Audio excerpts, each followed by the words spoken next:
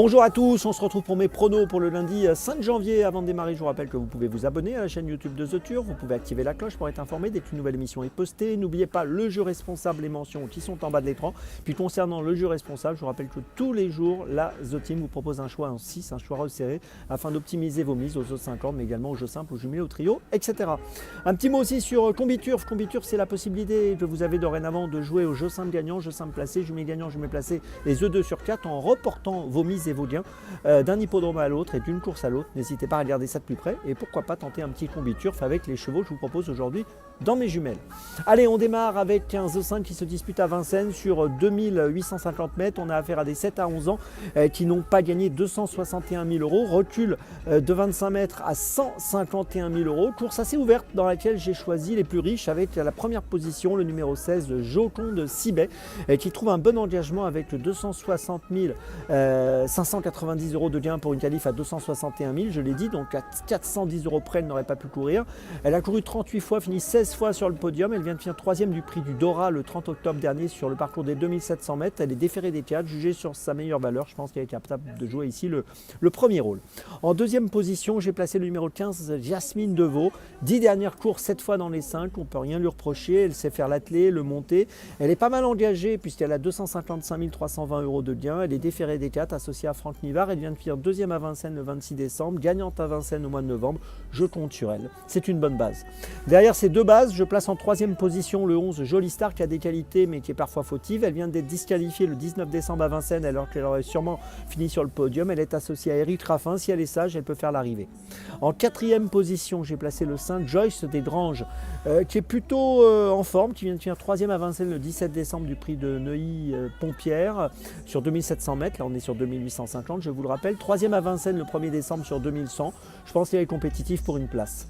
En 5e position, j'ai placé le 6, Joy Génilou, 4e à Vincennes le 27 décembre sur 2700 mètres en étant déférée des 4. Elle est encore déférée des 4. On l'a vu gagner à la Capelle au mois de novembre. Là encore, je pense qu'elle est capable d'être 3, 4, 5e. Puis en 6e position, j'ai placé le numéro 8, Jolie Indienne, qui est pas mal engagée avec 149 090 euros de gain alors que le recul de 25 mètres est à 151 000 euros. Donc l'engagement est intéressant. Elle a fini 2e du prix de Neuilly-Pompierre à Vincennes le 17 décembre. Sur la foi de cette tentative, je lui accorde du crédit. Je vous résume mon choix en 6 donc pour ce The 5 cordes avec deux bases qui sont les numéros 16 et 15, les plus riches. Et puis derrière, je place les numéros 11, 5, 6 et 8. Départ de la course pour ce lundi, 13h55.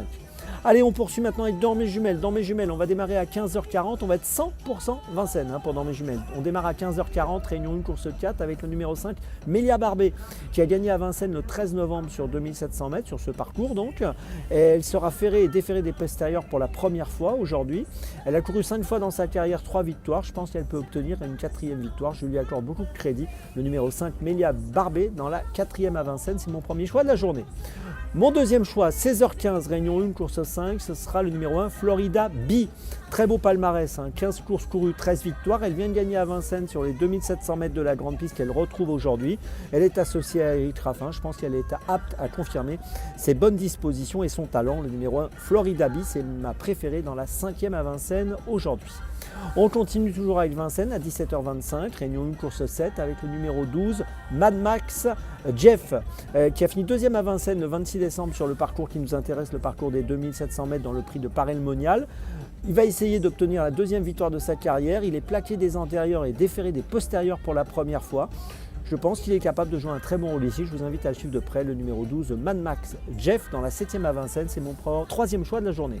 Ma petite folie, toujours à Vincennes, à 18h, réunion 1, course 8, ce sera le 11, High Five, qui a fini 5e à Vincennes le 26 décembre sur 2850 mètres. Là, il raccourcit sur 2100 dans le prix du Gard.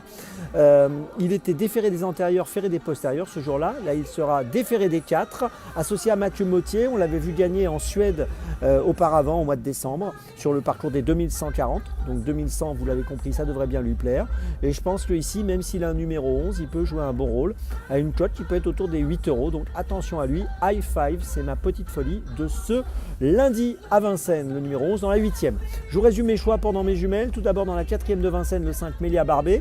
Ensuite dans la 5e de Vincennes, le numéro 1, Florida B. Ensuite dans la 7e de Vincennes, le numéro 12, Mad Max Jeff. Et ma petite folie dans la 8e de Vincennes, le numéro 11, High Five. On se retrouve maintenant mercredi 7 janvier. Demain, c'est Hugo que vous retrouvez. Et d'ici là, avec The Turf, ça va aller.